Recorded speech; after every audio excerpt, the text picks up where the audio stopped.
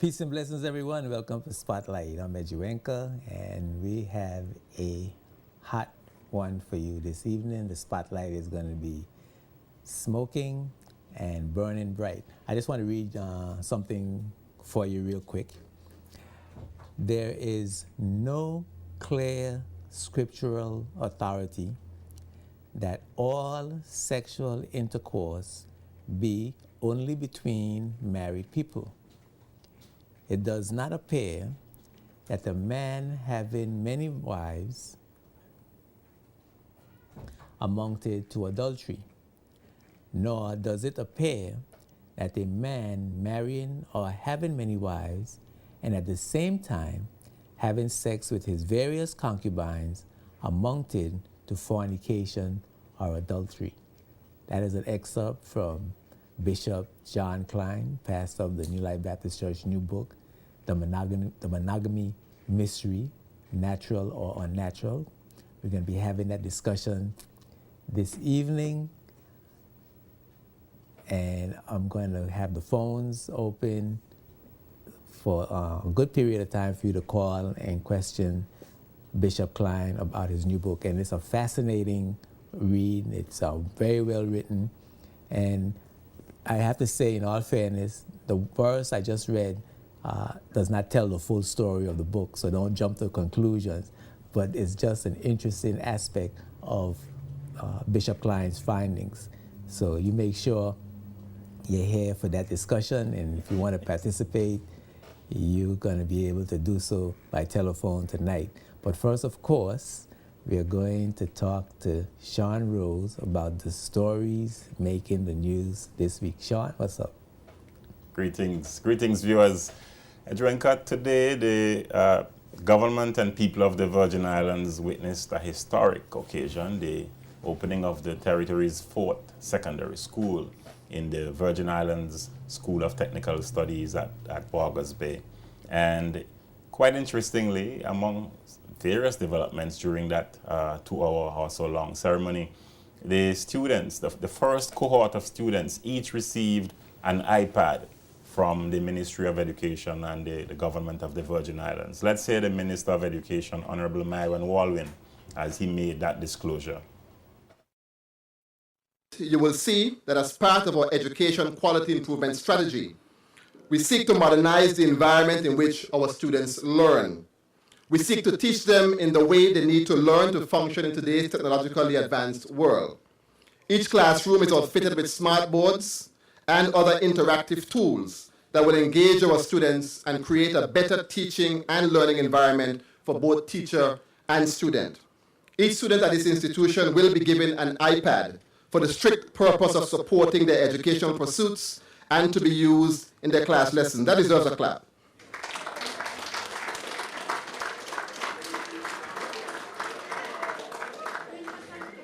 Don't fall asleep on the government. That deserves a clap. So as the minister says, Cromwell, don't fall asleep on the government. The government is doing great things as far as education is concerned, based on the statements coming from the Minister of Education. And you heard him talking about the education reform process. Yeah, Sean, I happened to be there, and I was very impressed with the speeches that were made, the remarks that was made by everyone, including the contractor and all those persons involved in putting the process together.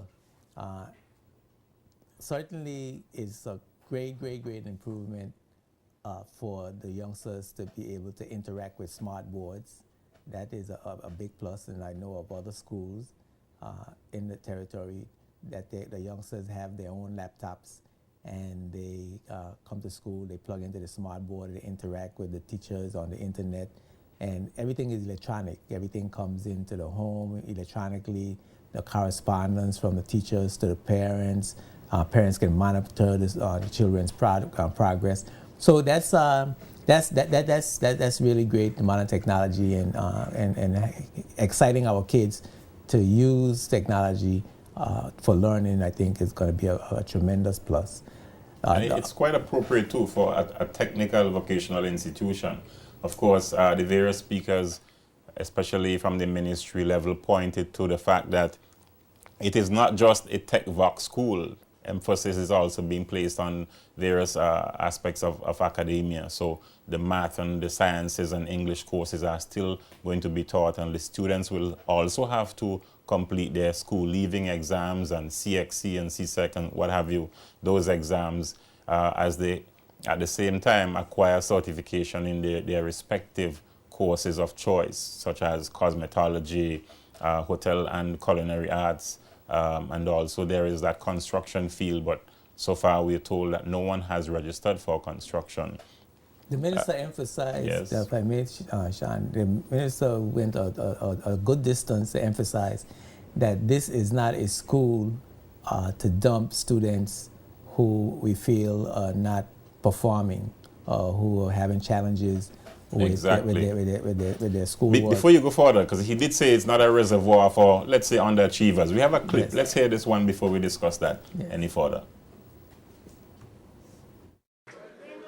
We have made a significant investment in this institution and in our students, and we believe that the time is ripe for us to turn the corner on technical and vocational education in the Virgin Islands and prepare our students and this territory to benefit from opportunities that will come when we have skilled labor force.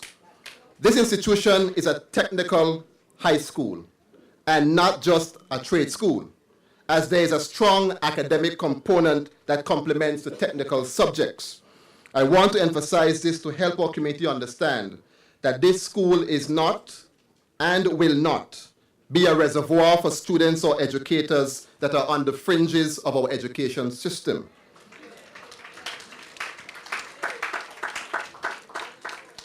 This school will not be used to place students who, for whatever reason or reasons, are having academic or social difficulties, as we have implemented other programs in the system to help such students.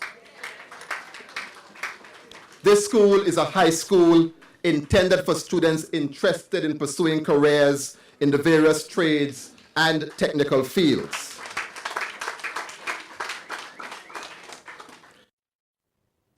So yes, Edrenka, as you were saying, this era that the minister and the ministry and government that they are all embarking on is an area that we should take very seriously. And the Premier did make that point too, that technical vocational studies should not be frowned upon in this 21st century. Well, we've come to the point, I think, where we are going to end all the stigma that we have associated with the trades.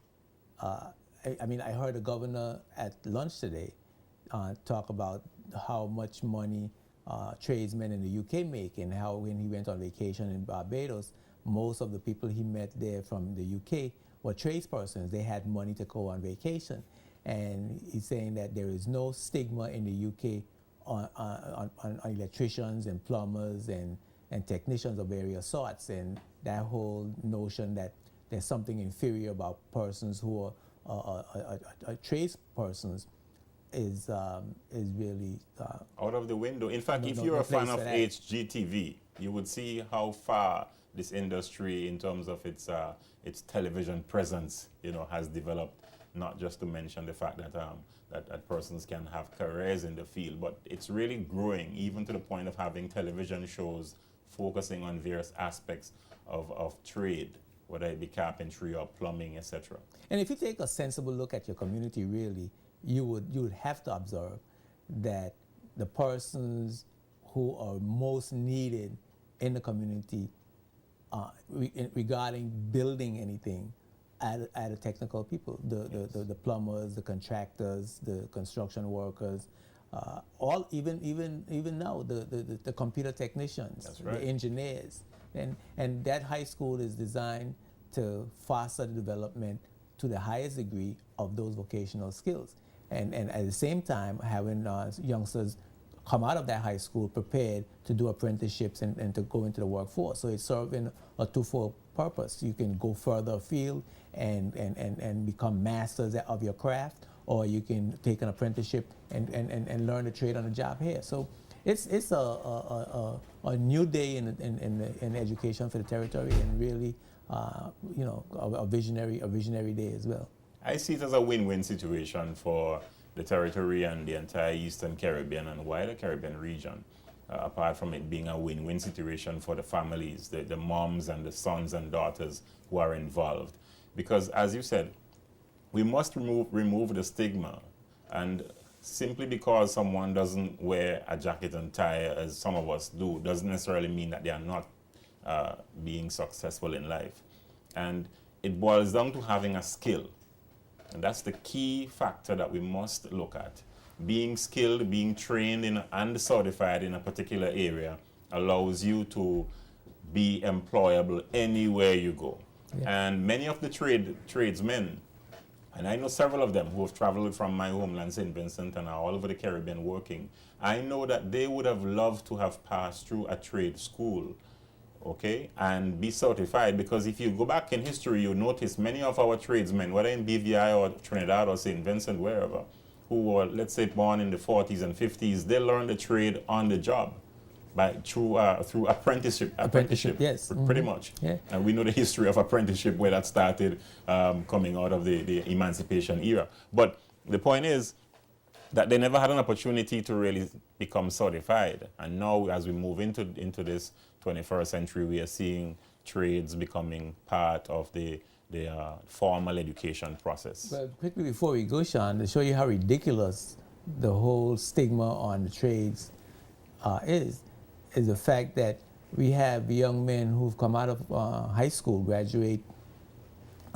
with fairly good grades, come out of high school, and think it better to work in a trust company or in an office, an air-conditioned office with a necktie, and driving around as a messenger delivering financial services documents back and forth, instead of working and making $250 a week, instead of working as an apprentice mason on a construction site, as a laborer, making almost $400 a week.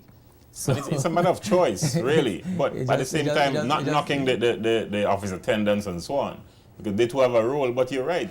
You know, if you have the option and you can develop yourself and learn a trade, you really should. And then in a few years, yes, because a few years working as a laborer, yes, you yourself will become a mason or a block layer or whatever you want to pick up on that job. You are able to pick up on that job. I mean, yes. I know several persons. My father was a contractor and trained a lot of young men, and they came in as laborers and apprentices, and today build colleges and build apartment buildings and gone away to school and further their education, and they've been doing great things in the territory. So we need to really take a second look at our concepts and our philosophies, yes, on what is good and what is good for the development of the country. And I think that this technical school is going to really go a long way towards erasing that nonsense from our heads. Because personally, I don't regard any job as being less than the other. I believe each job has a specific function, and we have to, except we're going to use robots, we have to have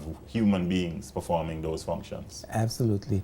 Sean, I know we got some other stuff that's going to be coming up during the week. The governor had made a speech today at the BVI-CCHA, yes, lunch, and he said quite a few interesting things. You got to stay tuned to JTV News. We are the only ones with that footage, so you wouldn't hear it anywhere else. Yes, when we come back after these words from our sponsors, we're going to come back with Bishop Klein, and we're going to be talking with him about his new book, The Monogamy Mystery, Natural or Unnatural. Keep it locked right here. It's going to get hot.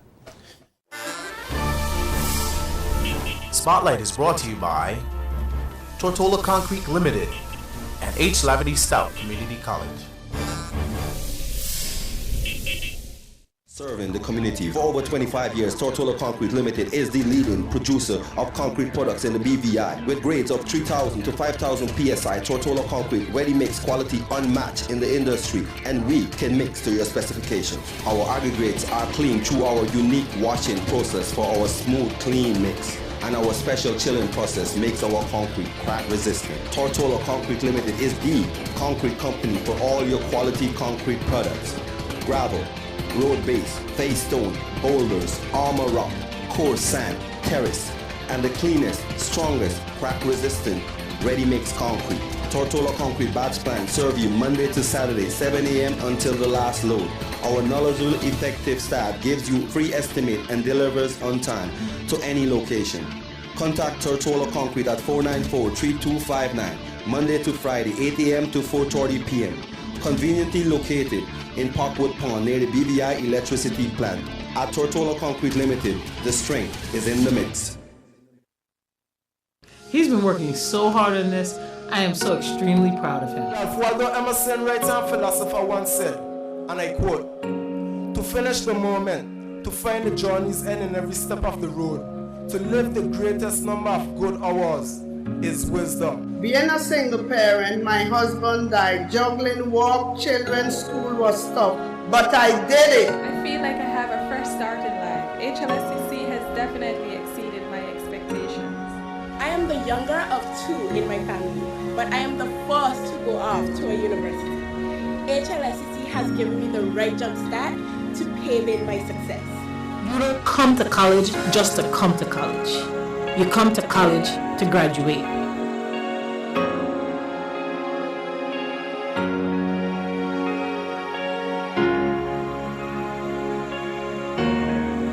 Just coming out of high school at a very young age, HLSCC was the ideal stepping stone to prepare me for the greater world. It's right at home with great facilities and great lecturers. My college experience was phenomenal.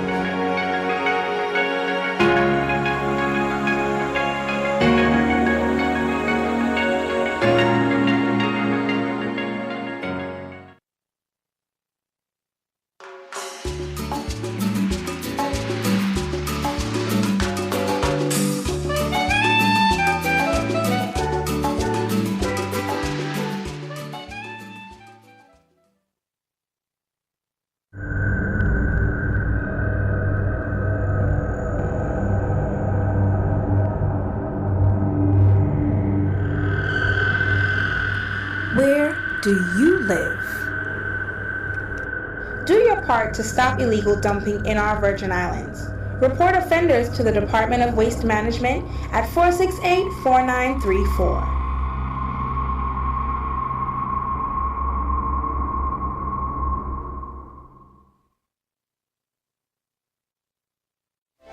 It's not even about being bigger. David and Goliath taught us that it's about being better than you were yesterday.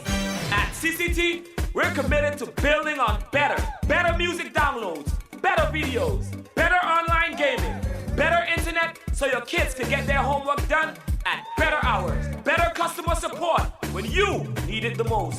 A better everything makes a better BVI so that you could work better and live better. You see, at CCT, we're not only a local company, we're a better company with the real 4G network. Visit your CCT flagship store today and experience CCT Life Unlimited. I'm here to find out about my husband's social security. Okay. You hear about that bad accident? Yes. This my husband get mashed up. He went to Puerto Rico? Yeah. It was a serious accident, you know. When I gonna get some of that security money? Miss, your husband's contributions are not up to date. What? What do you mean by that? Remember, you must secure your tomorrow today. Check on your contribution status right away. Have you heard? Clarence Summers Limited Home Centers is making things more affordable in the British Virgin Islands. We are making things better for you during these hard times by reducing prices throughout our stores, using our new pricing strategy. But wait, there's more. Created exclusively for our loyal customers, now there's a rewards program implemented just for you. Sign up to become a loyalty member and be the first to get member perks such as exclusive email offers, members-only discounts, private sales event, and much, much more. Our loyalty program gives you savings and benefits that will be equal to or better than our crazy sales of past years. With our loyalty program, you'll get monthly specials on items exclusively only for our loyalty customers at prices that won't be matched. Enroll in our loyalty program today. It's free. It's easy. Get ready, BVI, for lower prices at Clarence Summers Limited Home Centers. Clarence Summers Limited, your #1 stop for the best products at the lowest prices, period. Locally owned and operated since 1967.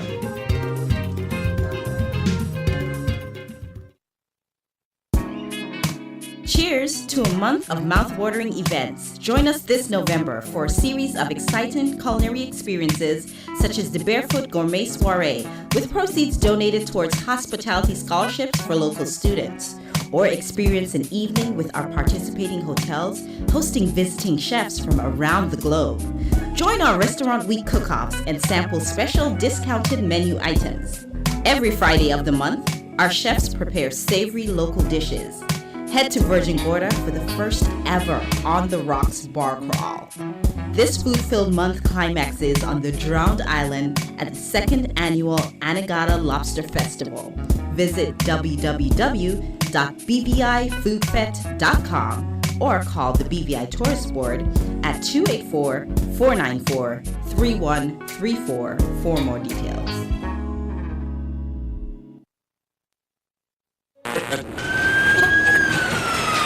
And it has all the makings of a major disaster. Torrential rain and winds of more than 300 kilometers per hour. Disasters can happen at any time. Are you financially prepared to deal with the repercussions? Don't allow disaster to creep up on you without being financially prepared. Put aside a few dollars each month for a rainy day. Everyone should have an emergency fund. Careful, don't use your rainy day fund for shopping sprees. Keep it, just in case of emergencies. Consistent savings of any amount adds up. Start saving today. This message is brought to you by the Financial Education Network, the Department of Disaster Management, the Department of Information and Public Relations, and Money Matters BVI, seeking to create a more financially literate BVI.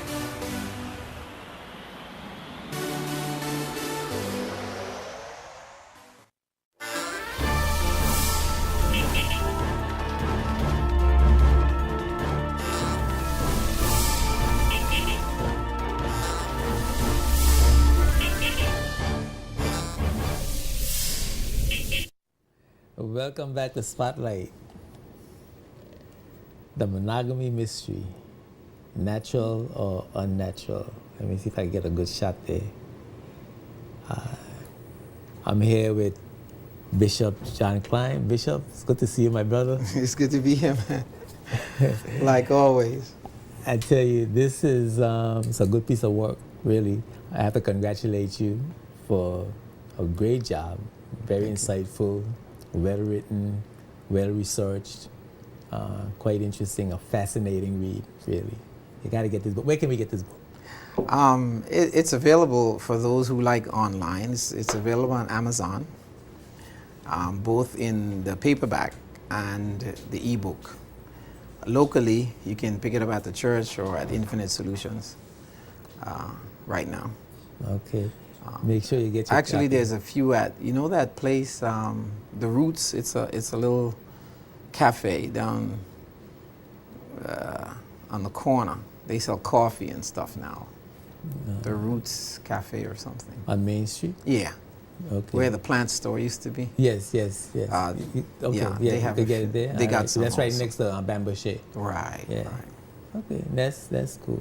Yeah, I got mine on. I like stuff, electronic stuff. I like to have it. So it's much easier when you're traveling. And moving around. Yeah. Got it on my phone. Got it on my iPad. Yes. And probably have it on my laptop too. I don't know yet because these things just transfer themselves. You That's don't the even know cloud. it's there. That's the cloud. You don't even know it's there. Yeah. So it's great. It's good to have you. Yes, sir. And I don't know where to start really. to tell you the truth, but this is always the first question. Your motivation, or the community is known of some of your personal struggles, and so it could be said that you are writing this book to sort of smooth over your struggles. So talk to us about your motivation, correct some of that misinformation, and talk a little bit about some of your struggles, because you do mention some of your challenges in the book as well. because I've lived life. Yes. And life has happened to me. And I think it was interesting. So, it was interesting. To forgive me for cutting you off. It was interesting. Your thought of how we look at our messengers, how we look at our pastors as if they are gods and they are sinless and blameless. And, yes. And they are perfect. Yeah. And they are, and it's important that we realize that we have to follow Jesus and not the pastor. Yeah, yeah. But you see, and the thing is, I was saying to someone, if you take that position with your pastor, that he ought to be sinless and perfect, then you have to throw away David. You got to throw away Paul, because Paul said, when I want to do good, evil is present with me. And he came to the conclusion, oh, wretched man that I am. You got to throw away Abraham and Moses and Noah. Noah got drunk. The Bible said so, right? Jacob lied and cheated. The Bible said so. You know, Abraham lied. Bible said so. The Bible made no bones. Moses committed murder. The Bible said so. The Bible, when people went wrong in the Bible said so. But yet God did not discard them. God did not throw them away because they went wrong. Because our God seeks to correct our behavior. So if John Klein has done wrong, I know that God didn't throw me away, but what he does, he seeks to correct me. But if we speak about my motivation for writing the book, really and truly, it's after seeing a lot of relationships being destroyed over what is the antithesis of monogamy, which is infidelity. Children hurt because they are forced to grow up without their two parents because one parent or another could not handle what had happened. So they just destroy the whole relationship. I've seen women especially, and to a lesser degree men, who have felt inferior. Their self-esteem gone down the tubes, feeling that because there was infidelity and this person couldn't live up to their vows, I did something wrong or they did something wrong, and now, you know, they feel like less than a person, like this other person had something I don't. And I watched that being repeated over and over, and the reason why I brought myself into the picture is saying, I know I love God. I know I love his people, and I know I was called by God. But yet in all of my loving God, in being married, you still have these proclivities, you still have these urges. Where is that coming from? What is it about? And to just preach at it after many years and hear people preach at it. I have friends, I know people, I know pastors here who nobody knows, but not because you don't know mean it's not happening, who have had the same struggles. What is it? What are we dealing with? And can we help people to understand? You don't throw away the window, the house because the window is broken. How do you preserve what you have? And if you, let's say, get out of marriage where there's not monogamy or relationship, and you run to somebody else, what is the likelihood of it not repeating itself when the statistics are so high against a monogamous life?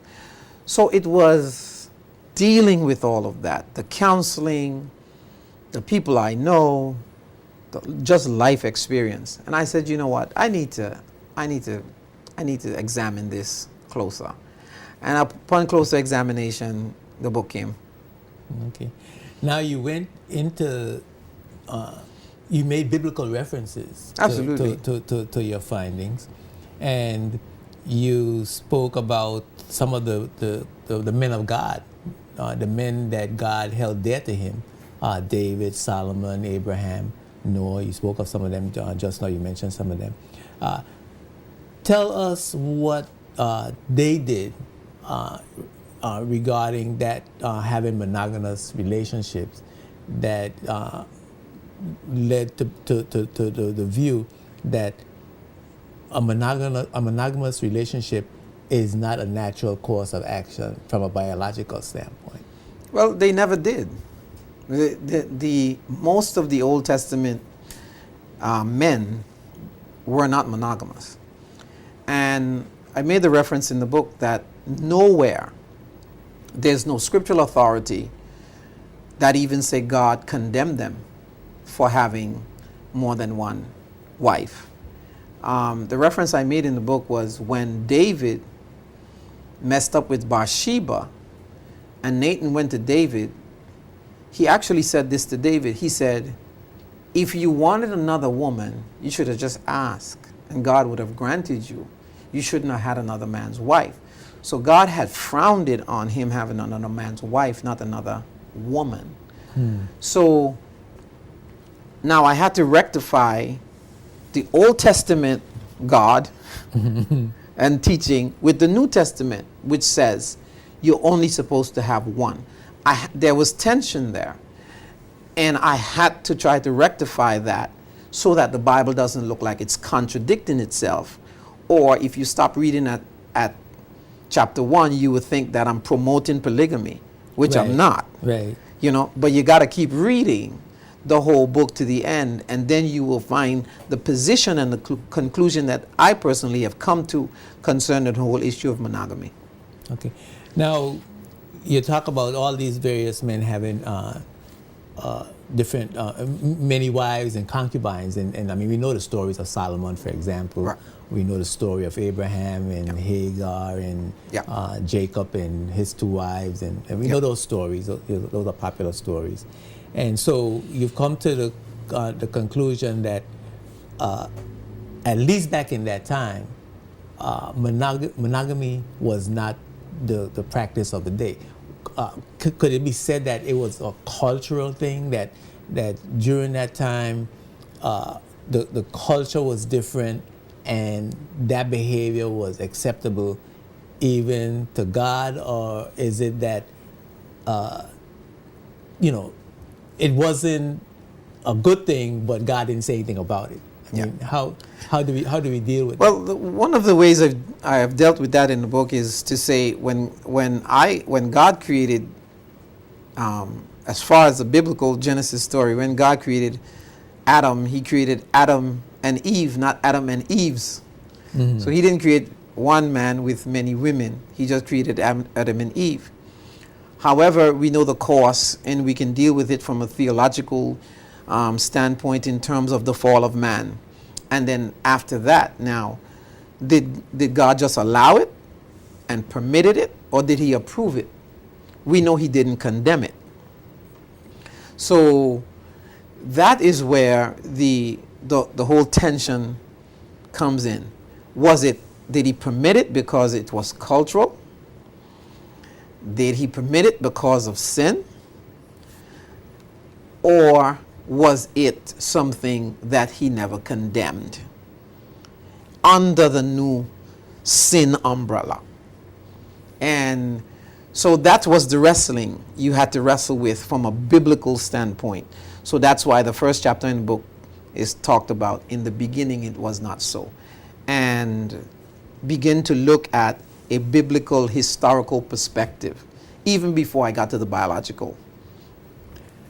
And while God didn't create more than one woman when he created Adam and Eve, historically, women have somehow been, more girls have been born than boys.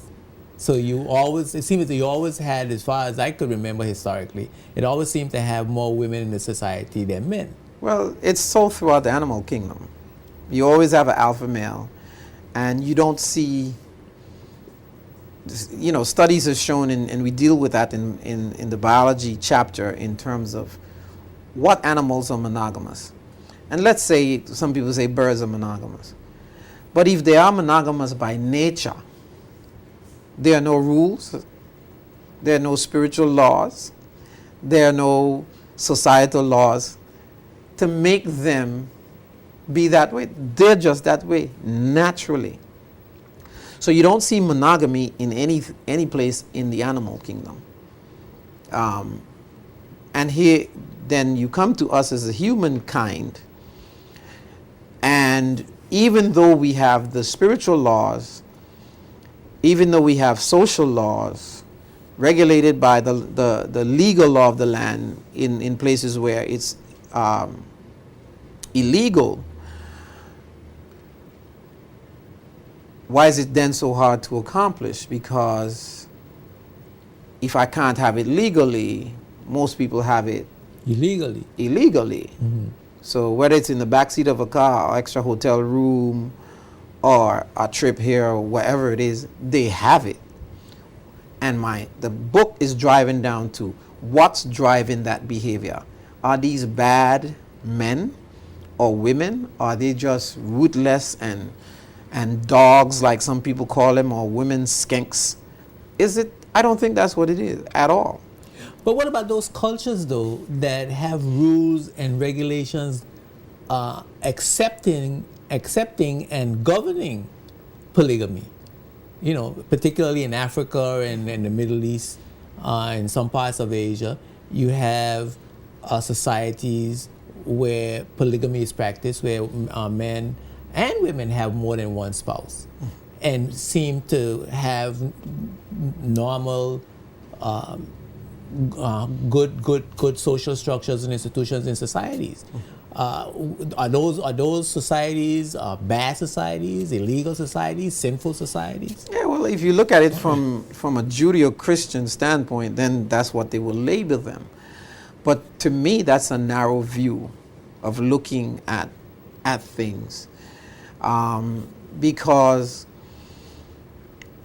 you have them setting it up in a way that they acknowledge something.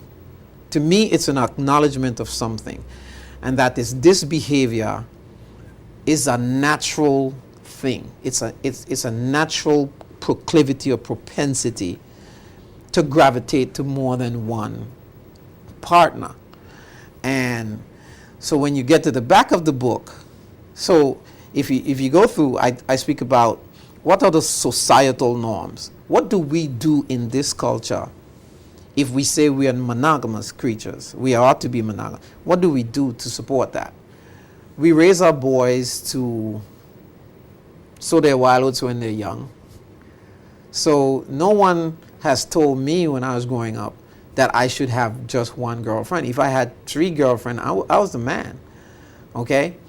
Our television shows like The Bachelors that we watch, a man is given 5 women and say pick one, and he's allowed to kiss all of them.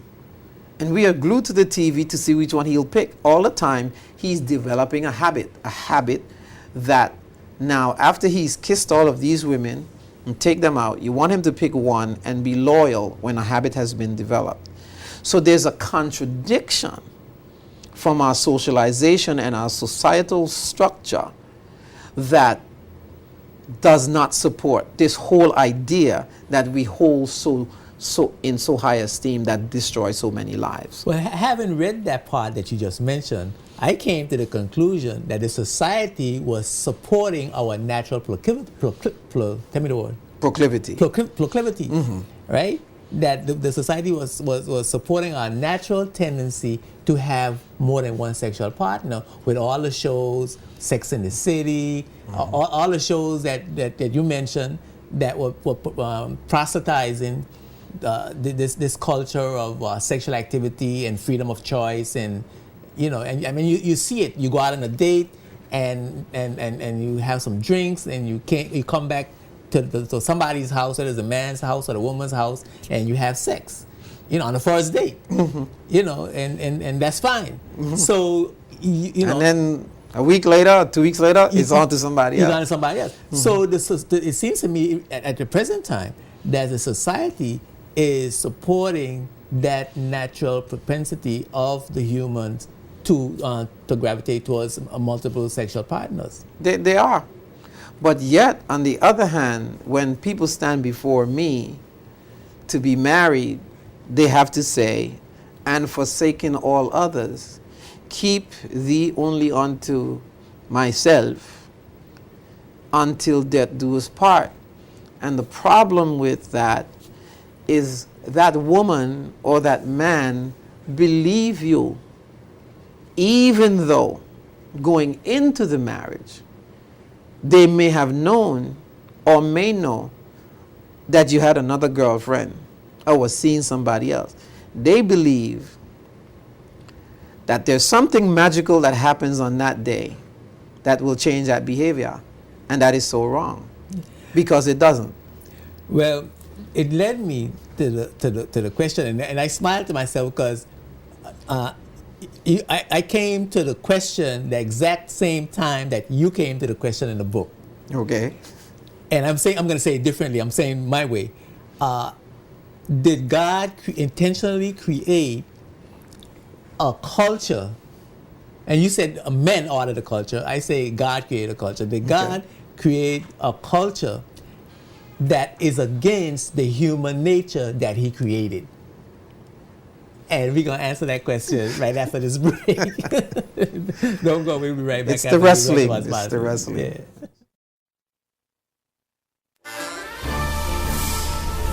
Spotlight is brought to you by Tortola Concrete Limited and H. Lavity Stout Community College. Serving the community for over 25 years, Tortola Concrete Limited is the leading producer of concrete products in the BVI. With grades of 3,000 to 5,000 PSI, Tortola Concrete ready-mix quality unmatched in the industry, and we can mix to your specifications. Our aggregates are clean through our unique washing process for our smooth, clean mix. And our special chilling process makes our concrete crack resistant. Tortola Concrete Limited is the concrete company for all your quality concrete products. Gravel, road base, face stone, boulders, armor rock, coarse sand, terrace, and the cleanest, strongest, crack resistant, ready mix concrete. Tortola Concrete batch plant serve you Monday to Saturday, 7 a.m. until the last load. Our knowledgeable, effective staff gives you free estimate and delivers on time to any location. Contact Tortola Concrete at 494-3259, Monday to Friday, 8 a.m. to 4:30 p.m.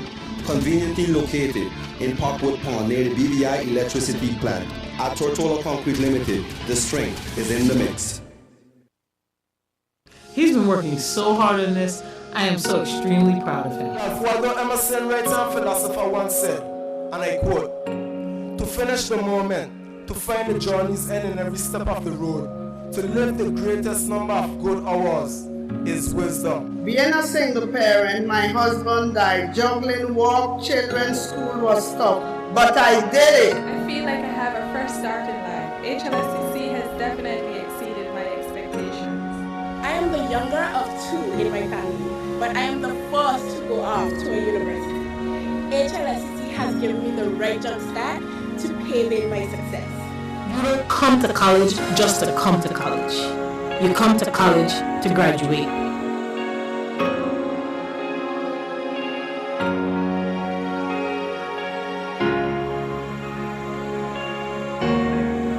Just coming out of high school at a very young age, HLSCC was the ideal stepping stone to prepare me for the greater world. It's right at home with great facilities and great lecturers. My college experience was phenomenal.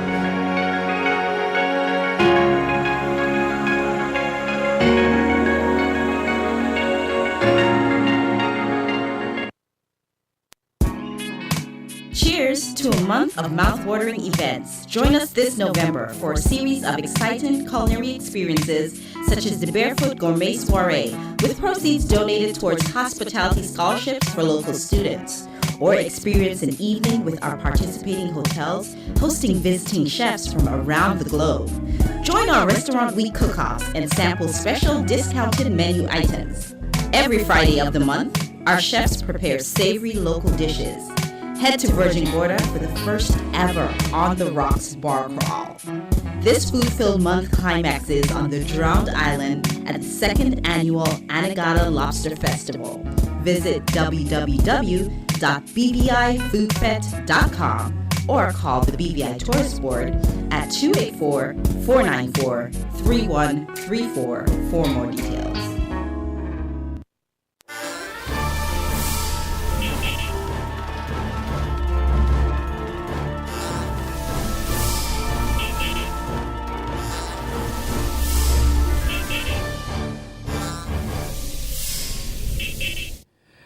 Welcome back to Spotlight. I'm Edgewenka and I'm here with Bishop Klein, and we are talking about his new book, The Monogamy Mystery, Natural or Unnatural. Having a good discussion. Our phone line is going to open up in the next couple of minutes. The number will come up on the screen. If you want to talk to Bishop Klein, ask him a question, make a comment, we'll be happy to hear from you.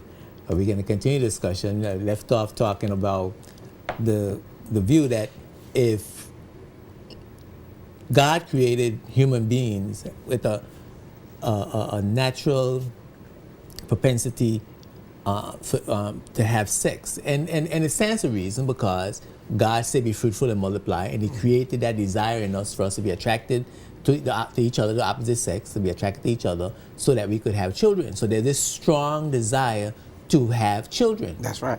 To procreate. Mm-hmm. And the incentive, and he incentivized that strong desire with some serious pleasure. Serious pleasure.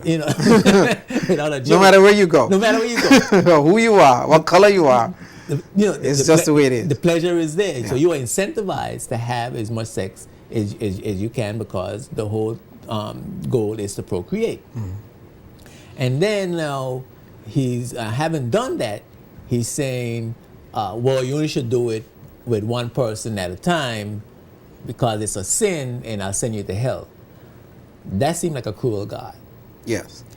And is it that perhaps I mean, why would God do a thing like that? Is it perhaps that we should control that urge, or should we create a culture around facilitating that urge as what is seemed to be happening in this present culture? Right.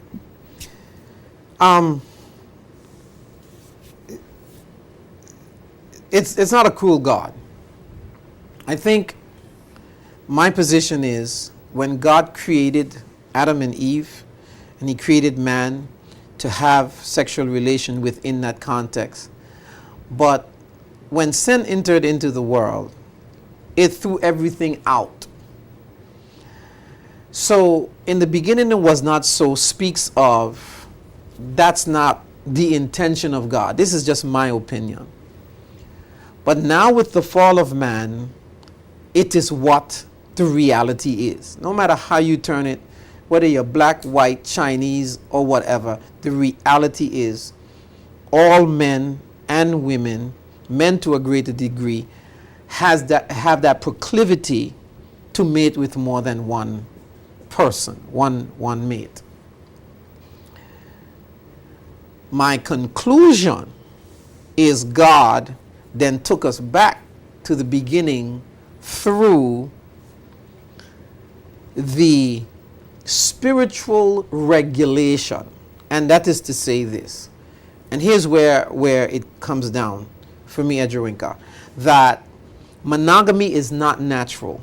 It is not biological. There's no gene in any of us that makes us monogamous. Monogamy is a discipline, and it's informed for me by a set of spiritual values, which makes monogamy spiritual. So if I'm going to discipline my behavior through the spiritual values, guess what? If I'm in love with this woman, it's not because she's so lovely and she's so better than anybody else in the world that I'm loyal to her. I'm loyal to her because I believe my God has asked me to be loyal to one. And because I love my God and I love his instructions, then my relationship with my God caused this woman that I love to benefit from my obedience to him. But it's not so much about her. It is about her to a certain degree. But without God, I could have her, I could have this one, I could have this one, and I could probably love all of them just about the same. So my conclusion in the book is mystery solved. Mm-hmm. Monogamy is not natural. It's not biological. We do nothing social to support it. We do nothing. We don't have any societal substratum to lift it up. But what it is spiritual, and God is calling us to a high. And here's why I made that point and why it's so important. Because there's a lot of unsaved people, and I use that word. There's a lot of people who don't subscribe to spirituality, but yet they want to achieve a spiritual thing like monogamy. It's going to be very difficult for that man or that woman who does not subscribe or don't have their value system or their morals informed by some kind of spiritual code to achieve monogamy, because your natural proclivity is to mate and to procreate. And unless you have God and his instructions and that discipline that goes along with that, informing that, you're going to run amok. But then that doesn't speak highly for our society, and it doesn't speak highly for our religious institutions, because the battle, I guess we could call it a battle for monogamy and polygamy in the broadest sense of the word, where we just have sex with whoever we want and whenever we want, as opposed to a structured agreement between a man and two or three women, that you have in other societies. But just this wildness of sexual activity, and so I'm talking about polygamy in that broad sense, where we have this battle going on in the culture between monogamy and sexual freedom. Let me put it that way: sexual freedom. Okay. What are we doing as a society to support monogamy? What infrastructures are we putting in place? What support mechanisms are we putting in place? What values are we pushing on our television and our media every day? Even in our schools. In our schools. It seems to be in our homes.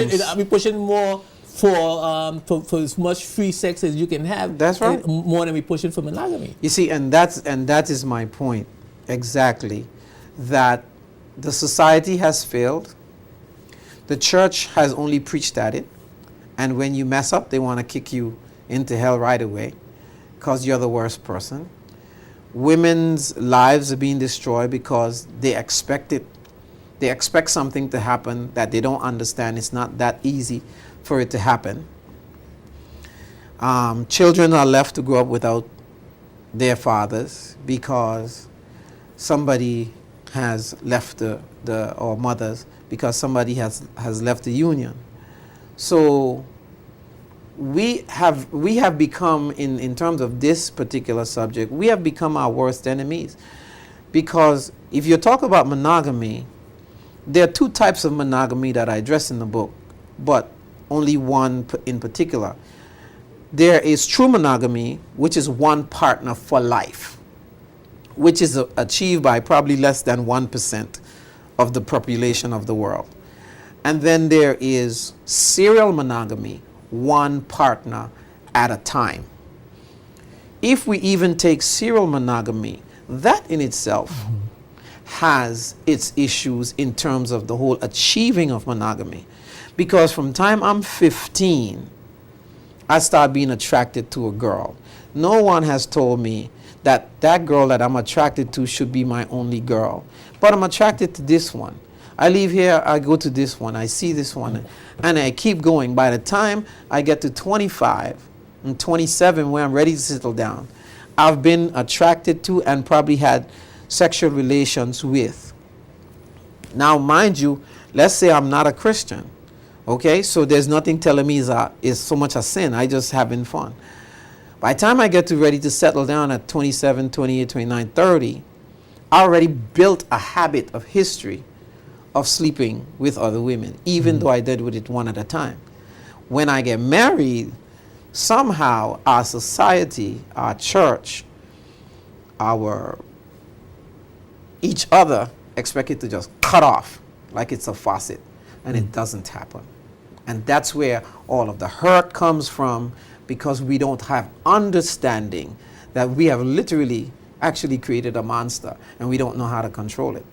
So even though I say it in front of the pulpit, in front of the altar, I still find myself creeping in the bush, in the back seat of the car, taking a trip here with somebody else, because I have not been able, the marriage vow has not been able to calm that beast, because it can't be calmed naturally. And we did nothing at the early stage, right, to try to calm it. No, we allow it to run wild and then try to calm it in the later years. Yeah, in the early stage, and even without that spiritual component. Right, in the early stage, spiritually speaking, yes. Because when I was growing up, I was taught that, well, I wasn't taught that sex with more than one, but sex outside of marriage is wrong. So for the longest time, when I got saved at 12, I dare not touch anything because I really believe that. And then you get into the social now environment where you got cousins and you got uncles and you got all of this, and you sit around them and you hear them talking this talk, and all you know, you tempted to try. And the whole horse gone out the band. And it's a hard thing to tame once it's out. Yeah, and you're talking about marriage somehow seeming to have to be this magic faucet to turn their sexuality off, that desire off. And you talk about in the book that marriage is not designed to make you happy or to turn that faucet on. And we have some weird concepts of what marriage actually is and what... That's why we fail at it so much. Because some people think when they get married, they'll be happy. Marriage is not designed to make you happy. Some people think when they get married, all my feelings for anybody else will go away, and it doesn't. That's not what marriage is all about. Marriage is first binding to an institution that God has created. And if you're not going to go in to adhere to the principles built around which God desired for it to do, then you're going to fail at it. And the thing that you thought would happen naturally doesn't, because even marriage is not a natural thing. So what do we go into marriage? How do we make our marriages work in the face of all of the assault on marriage, our poor expectations or our wrong expectations? Why get married, and how do we get married and make that work? Yeah, well, that's a chapter in the book. Why did I get married? I think we have to reshape our whole thinking about marriage and why we're getting married. I believe that marriage not only is spiritual, and the benefits that are derived from marriage is the safety, the security, the building up of a society. It contributes so significantly when you can have a wholesome family, and wholesome families making up a wholesome community, and a wholesome community making up a wholesome society, and wholesome societies making up a wholesome world, because you have adhered to this spiritual idea that God created to raise children in, to give you the security and to give you a sense of safety and peace. But if you're getting married, a lot of Christians get married just to legalize sex. And then they find themselves very unhappy because it's not what they think it was, and they're not prepared to deal with all the other tensions, financial difficulties, differences of attitude or culture or social raising. They're not prepared to deal with that. Especially at 12, when they tell you sex with marriage is bad. Is bad. It's a sin. And you want to get some while your friends getting some. You got to get married as fast as you can. You got to get married as fast as you can. I went into ministry. I know I had to get married because my nature is not to just be so I thought getting married would calm all of that. Yeah. And I was surprised. Yeah. Well, you also in the book talk about do not fall in love, understand it. What does that mean? Do not fall in love. understand love. Oh, yes. Yes. Yes, because falling in love is a passion. It's very temporal. It's this gushy feeling. And I think Tina Turner put it best. When people, if I close my eyes and somebody walk in this room, let's say I'm married, and I'm closing my eyes, I sit here, and somebody walks in this room and kiss me and rub me down, it's going to feel good. Right. Because you must understand that the touch of your hand make my pulse react. That's what Tina Turner said. Right. You cannot take that for love. You cannot take a good feeling for love. And if most people, when they say they're in love with that gushy, nice, warm feeling that the person makes them. That's just oxytocin and chemical reaction happening in your body. Yeah, that's all that is. Yeah. Right? But understand love. What is love?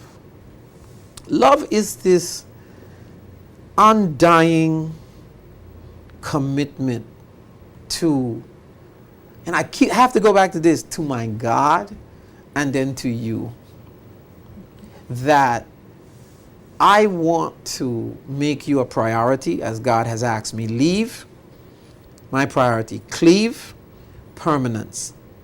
He asked me to do this. So because God asked me to leave and cleave, I'm doing it for His sake. And I'm understanding my love for you is really tied into my love for God. So no matter what comes our way, I have decided that you are my priority. My priority is to make you happy, come what may. And no matter what comes, my priority is that I will never leave you, because it speaks of priority and permanence. I leave and I cleave.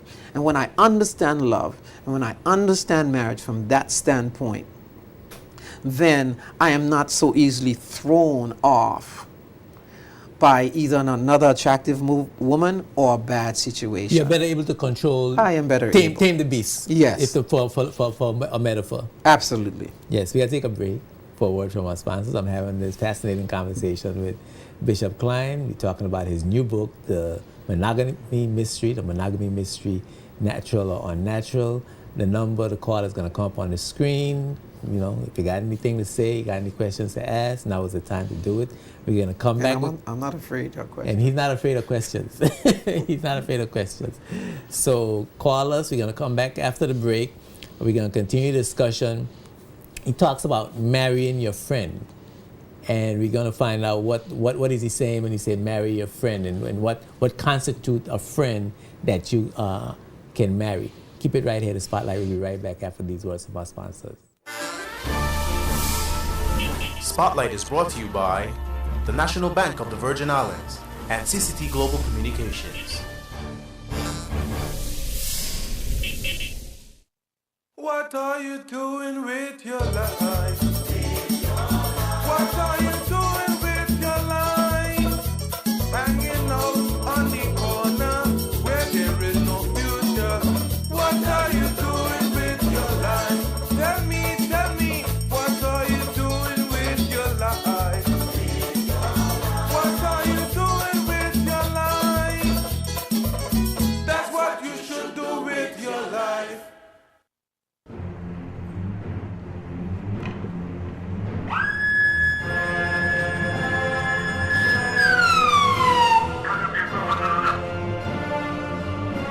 Littering is a criminal offense under the Littering Abatement Act.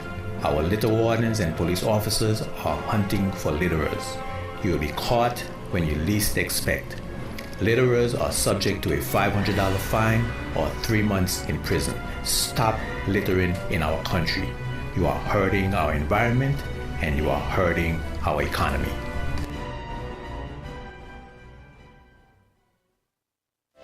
It's not even about being bigger. David and Goliath taught us that it's about being better than you were yesterday.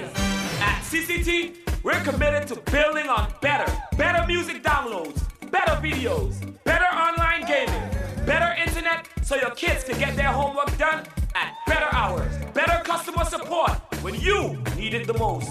A better everything makes a better BVI, so that you could work better and live better. You see, at CCT, we're not only a local company, we're a better company with the real 4G network. Visit your CCT flagship store today and experience CCT Life Unlimited.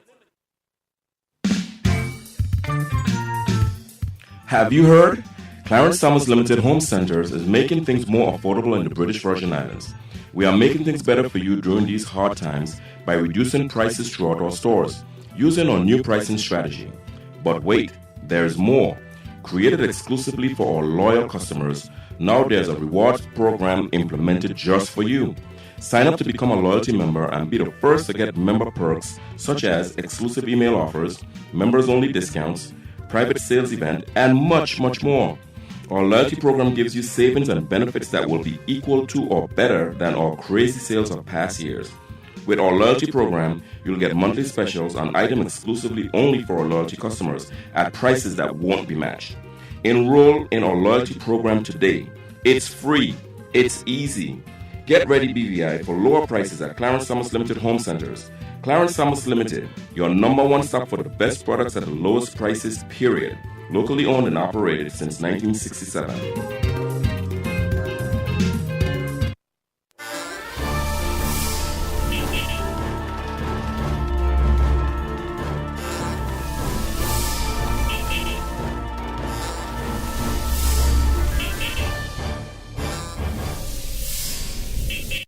Welcome back to Spotlight. I'm Edgy Wenka. I'm here with Bishop Klein, pastor of the New Life Baptist Church, and we're talking about his new book, The Monogamy Mystery, Natural or Unnatural. Really, really interesting, fascinating read. Have some really good points, really good guidance, really good understanding of what the struggles that we're having in our personal lives, in our marriages, and with our sexuality generally. It covers the whole range. We can't possibly discuss all the things that it covers, so you need to get the book, really. You need to get the book. You could pick it up at Infinite Solutions, or you can get it online on Amazon, or you get it at New Life Baptist Church, Save the Seed Center. Online, you could get it as an ebook. So you need to pick it up and you need to give it a read so that you can understand some of the things that you are doing, some of your behaviors, and how you can manage those behaviors to have a more fulfilling life. I think the book will help you with that for sure. It's really that good. You talk about marriage and how we go into marriage with this emotional thrill feeling and that is a magic pill, some kind of magic faucet that's going to turn on and it's going to make everything right in your life, and happiness and joy everlasting. and we read a lot of storybooks. Once upon a time, and they live happy ever after. Yeah. You talk about that in the book as well. Look, we got a call. Thank you for calling Spotlight. Go right ahead, please. I don't know. Yeah, once upon a time, and we live happily ever after, and we know that at least 52% of the time that's not happening. Yeah, we know that. And not only that, not only 50% of the time that's not happening. What statistics will show that out of the 50%, the 48% who remain married, 50% of those people are very unhappy with their situation.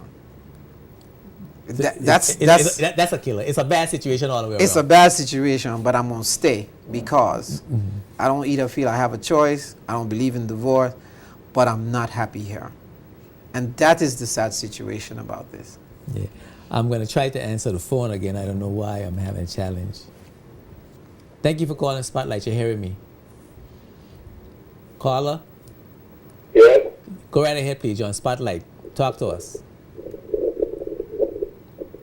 Go right ahead, caller, please.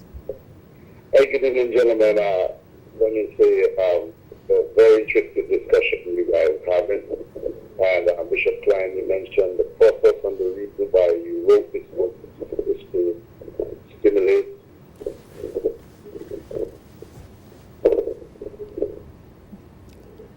Go ahead, please. We're hearing you. Yeah, it's to stimulate discussion, and we need this kind of discussion. But then there's something that I'm thinking. Are we living by, and you mentioned it when you said values, I call it principles. Are we living by our feelings or by the principles? Because my feelings will say to me, don't get about the bed this morning, but my principles say to me, man, don't work, you can't. My feeling will say to me, I don't feel like doing anything. But then principle will say to me, see a man that is diligent, he will stand before king. Diligent there is the principle word. Are we living by our feelings or by the principles that we were taught and brought up on? I just think like that. But I like the discussion, and I think it will create more discussion. We need it. Some of us are afraid to talk, and I must commend you for taking this bold step and just throwing it all out there. But I think it's time for us to begin to live by our principles. Thank you, my brother. Yes. Yeah. Good call. It's a good call, and he makes a very good point, and that's one of the points. The way I take it a little further is that my principles are informed by something. What are the things, or is the thing that inform my principles or my value system or my moral code? And it's my spirituality. And where the strength comes from to adhere to them. And where the strength comes from to uphold them, because, you know, he said principle is a discipline. So yes, he's correctly. If we live from our feelings, then, you know, I can feel it for her, I can feel it for her. Yeah. You know, it's, if I live from my feelings, I run amok. Absolutely. But if I live from a place, to use his word, as a principle, or my value system that has been informed by my spirituality, then I live a disciplined life, and I'm able to accomplish that. Thank you very much for calling Spotlight. Right ahead, please. Good evening, gentlemen. I want to congratulate Pat Klein on diving into such a heavy and weighty topic, to the point that he's putting it into his book. I know that the discussion can go on forever, and I listened to quite a bit of what was said for the evening. But I think that one thing that seems to be missing from the discussion is the phrase you use, natural or unnatural. It appears to me that the human being has been designed in such a way from God that our capabilities have an extremely wide range. And so whatever conditions we find ourselves in, there is a survival mechanism built into us that makes us able to adapt to almost any environment. But the principles that Pastor Klein refers to is not only important. I think that the principles will decide who we want to be.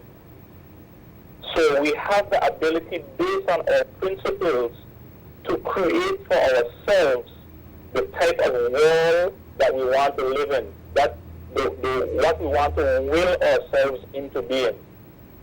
And so I think that that part of it has been lost in our community.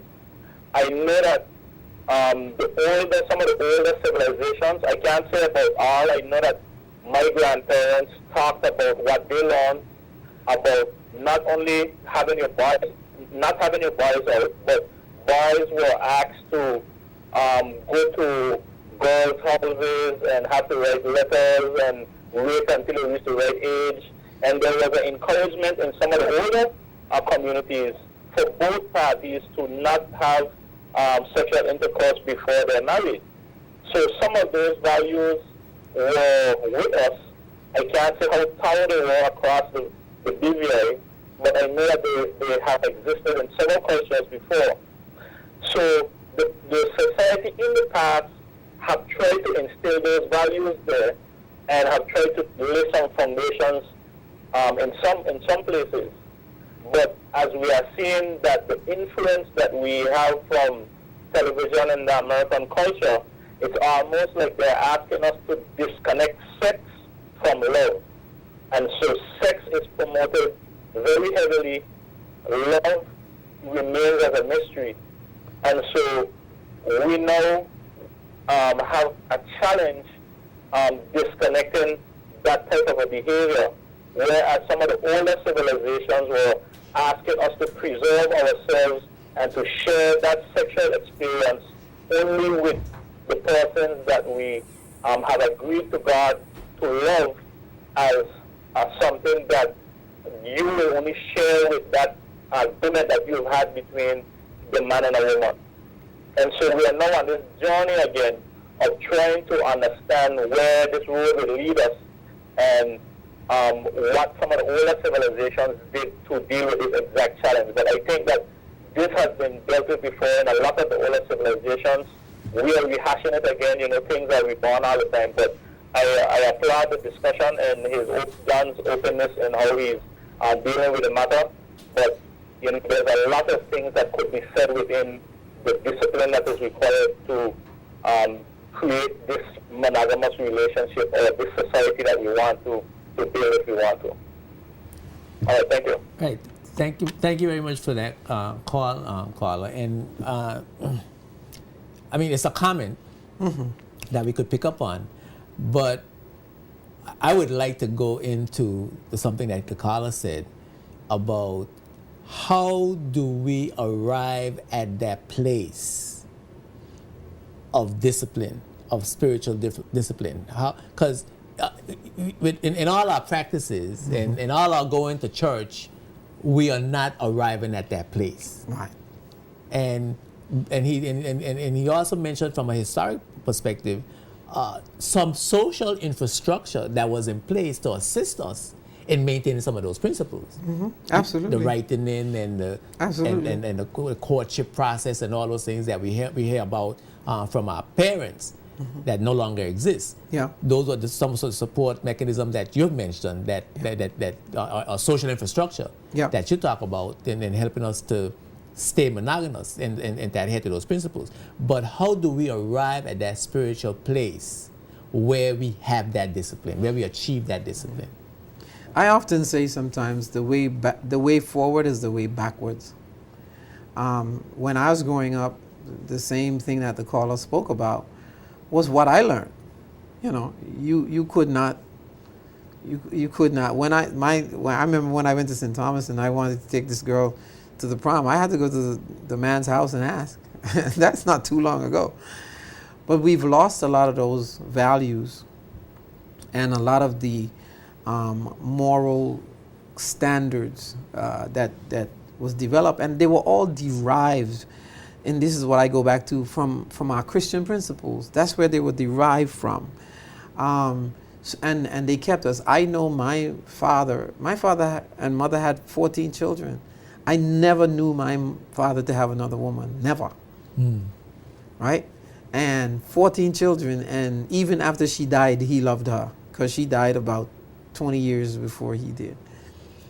And that's what I know, but I've slowly seen, as our parents become younger, the social circle and societal circle in which we are growing up become more loose. We don't quickly adhere to any Christian principles anymore. When I had to get up and go to church, these children today don't. They don't have to do anything. But what are they exposed to? They're exposed to the internet, where there's so much pornography. They're exposed to video games. They're exposed to so many suggestive music. Every magazine. Just about everything. Yeah. And the clothes and the clothing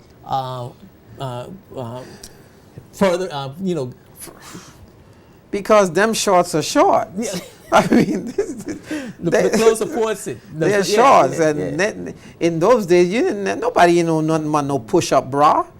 Yeah. There's some women walking the street with these push-up bra, and all you seen is this cleavage, and still we want still these men and these women to go to the altar, say get married, and say keep thee only to this one. But our society encourages a whole different set of values. Yeah. And then we are destroyed, and then we go crazy when somebody cheats, and we have breakdowns, and we're crying, and I see them in my office sobbing because what did I do wrong? What did I do to deserve this? I give him all he had. I give him his meals. I did this. And it's not about that. It was never about that. Yeah. And you mentioned in the book too that cheating or infidelity is not a result of a dissatisfaction in the relationship. And that's an interesting concept, because I'm saying to myself, if it's not a dissatisfaction in the relationship, what is it then? What is the cause of infidelity? It's a natural sexual appetite, and if opportunity presents itself, and the conditions are right, it's going to happen. If you don't have a discipline, if you don't, one caller said principle. Mm-hmm. Because here was Jesus said.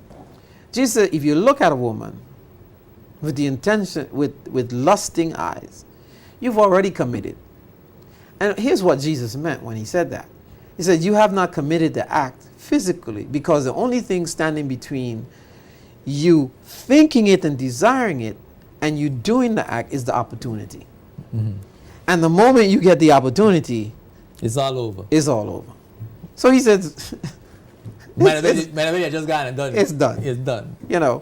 So, but my discipline would see a beauty, admire the beauty, but no, I can't desire that because I'm committed here. You talk about ways to a marriage selection process. That's what I'm calling it. Those are my words. Rules of engagement. Rules of engagement. A marriage. Rules of engagement. That's what you call it. And I'm saying a marriage selection process, where you go about choosing a partner for life in a specific way, a more intelligent way. Intelligent.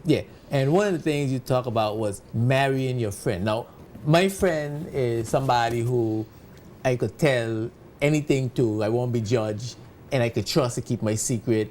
And I don't have to think about how I say it. You know what I mean? My son John, so and so is the case, and you say by Cromwell, look, you need to straighten out, or you need to do so and so. And we talking, and I know that's where it stay, and nobody ain't between but me and you. That's my friend. Now you expect me to do that with a woman? Well, if the woman is your friend, you can. The problem is we marry strangers, and the way we connect and get to the altar is through a sexual and emotional relationship, which is very temporal, and it has no substance. It has no essence, because if I can't talk to you, if I can't handle your mood swings, if I can't handle the way you talk, or your honesty, or your openness, if I can't tell you my heart and my secrets, then I'm going to tell somebody. So why are we in this life for life relationship that is supposed to be us against the rest of the world? I'm cleaving to you, but we marry because of attraction. I'm attracted, or the sex is good, so I marry you because you give me a good feeling. Well, that's not going to last. What's going to last is friendship, and friendship says, one, I respect you. So many women today are being abused, beaten left and right, and maybe some men. But where's the love? If I'm going to beat you, kick you, where's the love? Curse curse you, call you names, deprive you of food, clothing, and shelter. then say I love you, and then 2 days later come back and tell you I didn't mean it, I love you. That's insanity. That's absolute insanity. Crazy. And you were not my friend. And so they get married because of this good feeling. They get attached to this feeling and this excitement, and they don't know anything about, and even when they know about the person, they deny it. But he ain't quite like that. He was just upset. Or she was just upset. She was out in public. Or he gonna change. No, they're not gonna change. And that's one of the points I make it in the book. A leopard does not change the spots, nor Ethiopian his skin. If you're black, you're black. Me care how much you bleach. You're black. So it's one of the things I encourage people to do. Marry a friend, somebody who respects you, somebody who accepts you as you are, somebody who trusts you, and somebody who like you. It has nothing to do with romantic love. I just like you as a person. And if you find that with somebody, that's a good candidate. That's a good candidate for marriage. We got a couple of minutes left. Love your wife as Christ. Love the church, and love your wife as Christ love you, and wives submit to your husbands. This is modern times, my brother. That whole submit thing there. Yeah. We ain't having that. But you can't improve on God. So you can't improve on God. So how do you justify that? How does a woman submit with all of what is being said now about equality and women's liberation and all those things? How culturally do we achieve that goal? Yeah, because submission is not subservient. Submitting to someone doesn't mean being subservient. In any great organizations in the world, they have a leader. They have someone who create the vision, point the way, make sure the checks and balances are in place and create balance, and he has a team around him to support that vision and make it happen. If you look at it from that standpoint, that man is supposed to, in most cases, sometimes a woman will do it. I have no problem with that. The thing is, when I hear in a lot of my counseling sessions, when a man would say to me, she speaks to me like I'm a little boy, he becomes resentful of that woman for speaking him because in his own house he doesn't feel like a man. That's not a marriage. He doesn't feel respected. No, he doesn't feel respected. And when a man doesn't feel respected, he withholds love. And when a woman doesn't feel loved, she withholds respect. So then you have this cycle. She cussing he, telling he what a this and that he is, and he just ignoring she. He withdraw and he gone. Yeah, and he gone someplace else. And he come home and he thinks she sleep. You know what? Then you have a shell for a marriage. We finally turning the clock. I mean, there is so much. I have about 15 more questions. There is so much. But I think the crux of the matter is, of the book, John, is that it's a natural tendency based on God's decision of creation to procreate. But there is a spiritual discipline that God also give us an opportunity to receive and develop to live according to the rules and regulations that are in our best interest. Yeah, Paul said that's a wrap up the whole thing. Because Paul said, he says, I ain't acting like I perfect. Paul said, I ain't acting like I achieve. But what I do, I press towards the mark for the prize of the high calling. Monogamy is a high calling. It's the high calling of God, if I would put it that way. And if you're trying to just achieve it just by saying we're going to get married, you're going to fail. That's it. People who want to ask questions, discuss the book, they could reach. You got a Facebook page. You want to? The Facebook page is coming. I have my personal Facebook page, but my publishers have created a Facebook page for the book that should be online in another week or so. they can follow me on Twitter, Facebook, or the website. All that's coming. Because it's about 3 weeks, 4 weeks now the book has been out. And we need to have some more discussion about it. I appreciate you having me. Cool. Thanks for coming. So you can get the book at Infinite Solutions. You can get it at Amazon. You can get it in hard copy form. You can get it in e-form. And it's very reasonably priced, so check it out. It's a fantastic read. Got a lot of good information, a lot of good guidance, well-written book, well-researched, documents are all there. It's you could go and look in the Bible yourself and see what is being said, so that you don't have to believe Bishop Klein if you don't want to. You just go and check it out for yourself in the resources. So it's very, very important document for you to have. We want you to. Well, Spotlight is seen Tuesdays at 8 p.m., of course, and here on Channel 55, and we rebroadcast every Sunday afternoon at 2:30. Thanks for watching. Thanks for your criticisms, words of encouragement, your suggestions. Like our Facebook page. We have a lot of interesting discussions on Facebook. We had some good discussions about the book on Spotlight Facebook page. We got a few comments. It was quite interesting. Seemed like people are afraid to discuss it, but hopefully we'll loosen up. And you could also watch the discussions that you've missed. So find out about our upcoming guests and topics, or suggest a topic you would like to have discussed on our Facebook page, Spotlight.